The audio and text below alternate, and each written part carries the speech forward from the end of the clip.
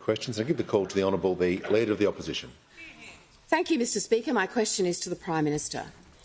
Foodbank's 2025 Hunger Report shockingly reveals that 20% of Australian households are severely food insecure and that parents are skipping meals so that their kids can eat.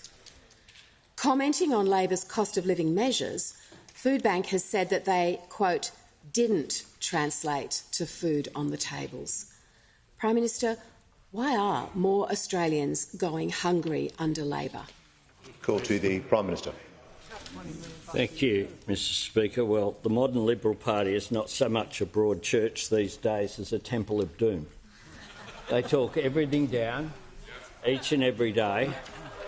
They vote against every single cost of living measure that we put in place.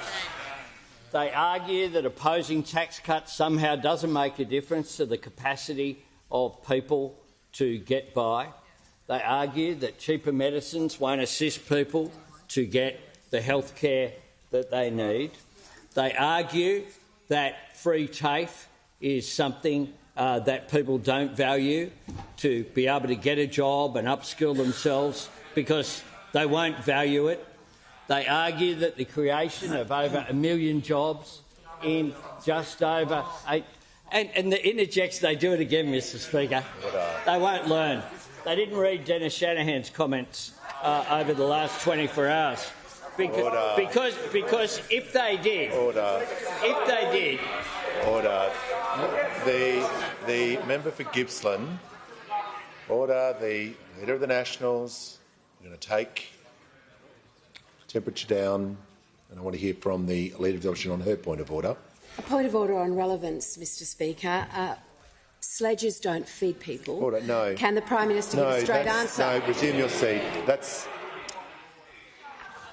That is... I've been trying to deal with this all week in terms of appropriateness of points of order, and I've been more than generous with the Leader of the Opposition and members, and to simply say that that is absolutely unacceptable. Order? No. We just can't have question time descend into this where people just get up and say what they feel like. Order.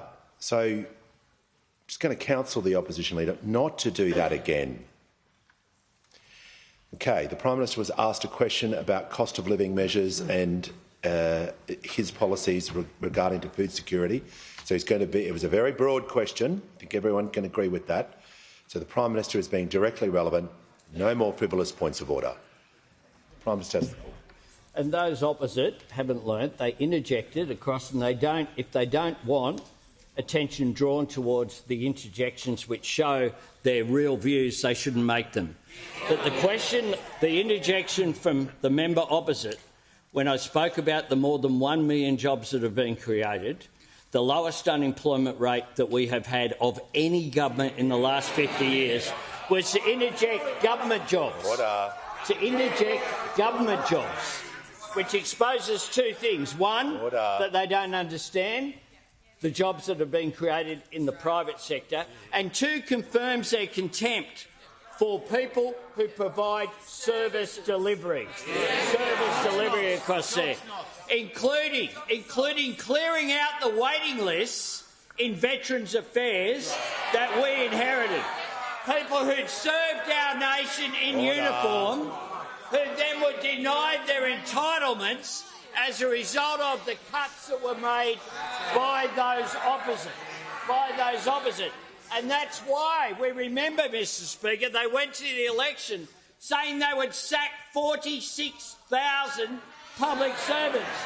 And then they said they were just all in Canberra, ignoring the fact that public servants in Centrelink, in Veterans Affairs, in all of these communities are out there in their electorates as well as these electorates, and particularly in regional Australia provide such an important role. But of course, the Leader of the Opposition who asked this question was part of a government that ripped $20 million from Foodbank. Order. And then they have the hide to raise Foodbank.